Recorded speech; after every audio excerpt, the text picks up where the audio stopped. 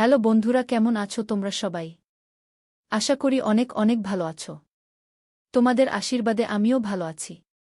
আজকে আমার জীবনের বাস্তব একটি ঘটনা তোমাদেরকে বলতে যাচ্ছি। তার মানে বুঝতেই পারছো, একদম ঝাঁকানাকা একটি গল্প হতে চলেছে। সুতরাং তোমরা কাজ করার জন্য সম্পূর্ণ প্রস্তুতি নিয়ে কানে হেডফোন লাগিয়ে বসে যাও। তো চলো আর কথা না বাড়িয়ে আমরা মূল গল্প চলে যাই। তবে গল্পটি শুরু করার আগে সবার কাছে একটি রিকোয়েস্ট আমি বারেবারেই করে থাকি। সেটি হচ্ছে, আমার গল্প শুনে তোমরা যদি মজা পাও, তাহলে তোমাদের কাছে আমার একটাই দাবি, চ্যানেলটি সাবস্ক্রাইব করবে এবং ভালো ভালো কমেন্ট করবে।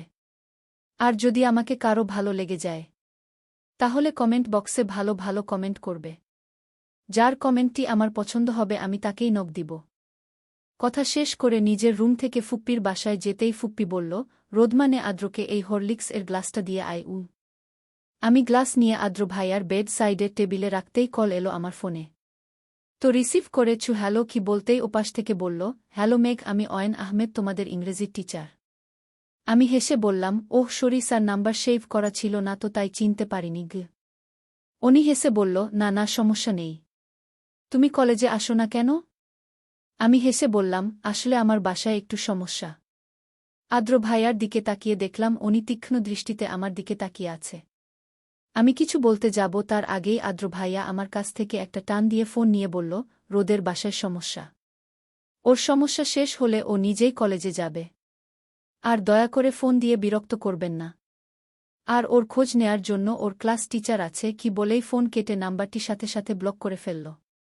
আর আমাকে বলল, তোর কলেজের এই নতুন স্যারের সাথে যদি বেশি মাখামাখি করতে দেখি একদম পা ভেঙে বাসায় বসিয়ে রাখব।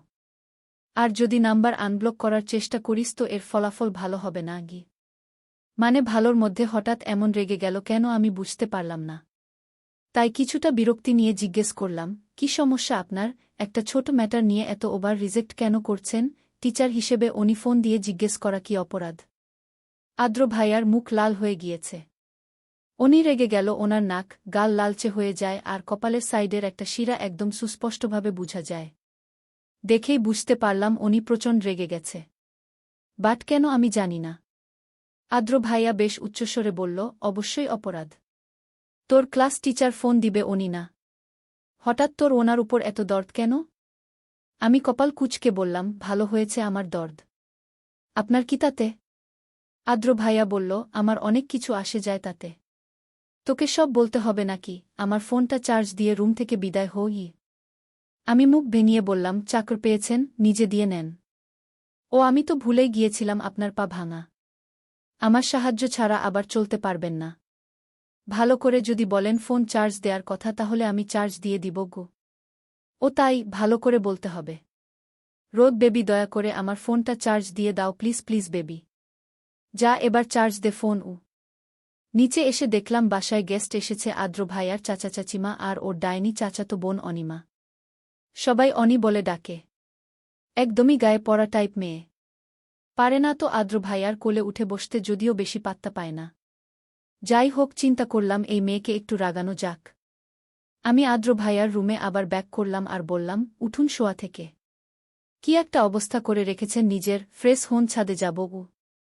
আদ্র ভাইয়া কিছুটা অবাক হয়ে বলল, তুই না মাত্র আমার সাথে ঝগড়া করে চলে গেলি। আর তোর সাথে আমি যাব না? তুই যে কোনো সময় ধাক্কা দিয়ে ছাদ থেকে ফেলে দিতে পারস, বিশ্বাস নাই তোকে গু। আমি এবার কড়া গলায় বললাম, নিজে নিজে যাবেন নাকি টেনে হিচড়ে নিয়ে যাব? বাসায় থাকতে থাকতে তো জড় পদার্থ হয়ে গেছেন। এভাবে থাকতে থাকতে দুদিন পর তো আসবাবপত্র হয়ে যাবেন। তাড়াতাড়ি উঠেন গু। বলে ওনাকে নিয়ে বের হলাম। অন্যদিন দূরত্ব বজায় রাখলে ও আজকে শক্ত করে হাতটা ধরে নিলাম যেন ওনার কাজিন অনি দেখে আর জেলাস ফিল করে। আদ্র ভাইয়া আর চোখে তাকিয়ে বলল, কি রে, কিডন্যাপার নাকি তুই? আমি কোথাও পালিয়ে যাচ্ছি না গু। আমি তারপরও হাত ছাড়লাম না। ড্রয়িং রুমে যাওয়ার পর ফুপ্পি বলল, রোদমা কোথায় যাচ্ছিস? আমি বললাম, তোমার ছেলেকে মানুষ করতে, জড় পদার্থ থেকে জীব বানাতে। রুমে থাকতে থাকতে তো আসবাবপত্র হয়ে যাবে গু। অনি পুরো ব্যাপারটা আর চোখে দেখে বলল, আমিও যাব গু। আমি মনে মনে এটাই চাচ্ছিলাম। বললাম, চলো। গিয়ে তাড়াতাড়ি করে আদ্র ভাইয়াকে নিয়ে লিফটে উঠে বললাম, অনি জানোই তো আদ্র ভাইয়া অসুস্থ। ওনার জায়গা বেশি লাগবে। তুমি পরেরটাতে আসো কি বলে লিফটের ডোর অফ করে দিলাম। আদ্র ভাইয়া অবাক হয়ে তাকিয়ে আছে। এদিকে আদ্র মনে মনে ভাবছে, তাহলে কি রোদ পাখি ও আমাকে ভালোবাসে, কারণ মানুষ তার নিজের একান্তই নিজের মানুষদের নিয়ে বেশি জেলাস ফিল করে। আদ্রও মনে মনে খুশিই হল আর ভাবল, অনি এসে ভালোই হয়েছে। এবার আমার রোদ পাখির অনুভূতি বুঝতে পারব। ছাদে গিয়ে দেখি আদ্র ভাইয়াকে ধরে ধরে হাঁটাচ্ছিলাম, তার মধ্যে এই ডাইনি হাজির। মন চাচ্ছিল ধাক্কা দিয়ে ছাদ থেকে ফেলে দেই, কিন্তু এটা করলে পুলিশ কোমরে দড়ি দিয়ে জেলে নিয়ে যাবে আর 14 শিকের ভাত সারা জীবনের জন্য কনফার্ম। তাই চুপচাপ নিজের কাজ করতে লাগলাম। এসেই অনি বললে, আদ্রদ্রদ্র ভাইয়া তুমি নাকি পায়ে ব্যথা পেয়েছ? মানে চিন্তা করো, চোখে দেখছে হাঁটতে পারছে না, ব্যান্ডেজ করা, আবার ন্যাকামো করে জিজ্ঞেস করে। তাই আদ্র ভাইয়া কিছু বলার আগেই আমি বললাম, কোনো গো তুমি কি অন্ধ নাকি দিনকানা? আমি জানতাম মানুষ রাতকানা হয়, আজকাল তো দেখছি দিনকানা রোগ ও শুরু হয়েছে গি। আদ্র ভাইয়ার দিকে তাকিয়ে দেখলাম ভাইয়া হাসছেন। অনি তাড়াতাড়ি এসে আদ্রকে ধরে বলল, তুমি যাও, রোদ আমি করতে পারব গো। ইচ্ছে করছিল চুল ছিঁড়ে ফেলি। দাঁত কিরমির করে বললাম, কেন? তোমাকে আমি করতে বলেছি? আমার ইচ্ছে হয়েছে, আমি ওনাকে নিয়ে এসেছি। তোমাকে আসতে কে বলেছে? আদ্র ভাইয়া হেসে বলল, তোরা ঝগড়া কর, আমি চলে যাই। আর অনি তুই মাত্র এসেছিস, বাসায় রেস্ট কর, গিয়ে জাগ। অনি মুখ বেঁকিয়ে চলে গেল। আমি আদ্র ভাইয়াকে নিয়ে দোলনায় বসালাম, কারণ বেশ কিছু সময় হাঁটা হয়েছে। আমি উঠে গাছগুলো দেখতে যাব, তখনই আদ্র ভাইয়া আমার হাত টেনে ধরে বলল, রোদ একটা কথা বলি। আমি দাঁড়িয়ে বললাম, আপনার কিছু বলতে আমার আবার পারমিশন লাগে নাকি? আদ্র ভাইয়া হেসে বলল, নীল রঙের জামায় তোকে অনেক সুন্দর লাগছে গু। আমি খেয়াল করে আদ্র ভাইয়ার মুখের দিকে তাকিয়ে দেখলাম বিকেলের সোনালি রোদ ওনার মুখে এসে পড়েছে। অন্যরকম সুন্দর লাগছে ওনাকে। আমি হেসে বললাম, ডং করতে হবে না গি। আদ্র ভাইয়া হাতে টান দিয়ে ওনার আরেক পায়ের উপর বসিয়ে আমার কপালের চুলগুলো সরিয়ে দিয়ে বলল, ভালোবাসি পিচ্চি, অনেক ভালোবাসি তোকে। আমি আমার যত্ন করার জন্য, সারা জীবনের জন্য তোকে আমার করতে চাই। আমার অধিকার হবি রোদ পাখি। এত দ্রুত সবকিছু ঘটেছে, আমি পুরো শকড। কি বলল বুঝে উঠতে পারছিলাম না। এই কয়েকদিন ওনার আশেপাশে থেকে আমিও বুঝেছি আমি দুর্বল ওনার প্রতি। আমার কি বলা উচিত বুঝতে পারছিলাম না।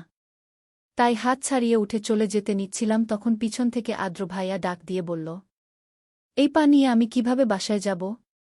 কি আর করার, নিয়ে যেতে আসলাম। লিফটে ও আমাদের কোনো কথা হয়নি। ওনাকে ওনার রুমে দিয়ে বের হওয়ার টাইমে আদ্র ভাইয়া আমাকে ডাক দিয়ে বলল, আমি অপেক্ষায় থাকব উত্তরের। উত্তর পাওয়ার আগে পর্যন্ত আমার যত্ন তোকে নিতে দিব না গি। আমি চলে আসলাম। রাতে নিজের রুমে শুয়ে কোনোভাবেই ঘুমাতে পারছি না। শুধু মনে হচ্ছে যে সকালে যখন আদ্র ভাইয়া জিজ্ঞেস করবে, তখন আমার কি বলা উচিত যে আমি ওনার প্রতি দুর্বল। দুচোখের পাতা এক করলেই বিকেলের কাহিনী মনে হচ্ছে। তাই ভাবলাম জয়াকে ফোন দেয়া যাক। যেই কথা সেই কাজ, জয়াকে ফোন দিয়ে সব বললাম।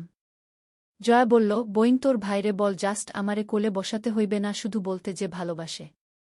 আমি দেখবি নাচতে নাচতে ব্যাগ নিয়ে চলে আসব। আমি বললাম, ধুর মজা না রে বইন, আমি সিরিয়াস। কি বলা উচিত? জয়া হেসে বলল, ধুর পাগলি, জাস্ট হ্যাঁ বলে দে। আমি 100 সিউর তুই আদ্র ভাইয়াকে ভালোবাসিস। একদম পারফেক্ট কাপল হবে গে। আমি কিছু বললাম না। ফোন রেখে সারারাত না ঘুমিয়েই পার করলাম। সকাল থেকেই আমি লুকিয়ে লুকিয়ে বেড়াচ্ছি। আদ্র ভাইয়ার সাথে একবার দেখা হয়েছিল সবার সামনে, বাট কোনো কথা বলেনি, জাস্ট টেক্সট করেছে হ্যাঁ বা না কিছু বল, তারপর আমি কথা বলল। এদিকে সুযোগ পেয়ে আদ্র ভাইয়ার কাজিন অনি মাথায় চড়ে বসেছে। পারে না গিয়ে কোলে উঠতে। ফুপ্পি এসে আমাকে সেমাই দিয়ে গিয়েছে।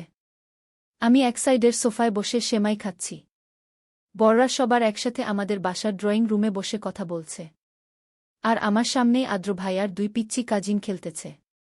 আদ্র ভাইয়া ডাইনিং এ বসে ব্রেকফাস্ট করছে।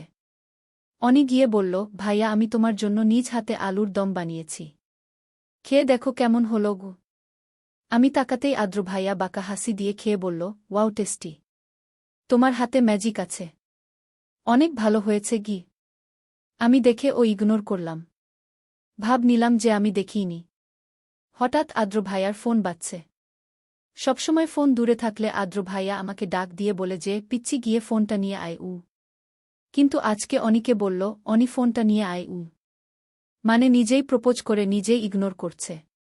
ফোনে কথা বলার পর অনি বলল, ভাইয়া আসো তোমাকে ছাদ থেকে হাঁটিয়ে নিয়ে আসি। আদ্র ভাইয়া হাসি দিয়ে বলল, চল। মেজাজ পুরোটাই খারাপ হয়ে গেছে আমার। ইচ্ছে করছে অনিকে লাথি দিয়ে বাসা থেকে বের করে দেই। সেটা তো সম্ভব না। তাই উঠে এক টান দিয়ে আদ্র ভাইয়ার হাত ধরে বললাম, ছাদে চলুন, আপনার সাথে ইম্পর্ট্যান্ট কথা আছে। আদ্র ভাইয়া দোলনায় বসে আছে আর আমি সামনে দাঁড়িয়ে আছি। দুজনই চুপচাপ। আদ্র ভাইয়া নীরবতা ভেঙে বলল, কি বলবি, কি ইম্পর্ট্যান্ট কথা তোর?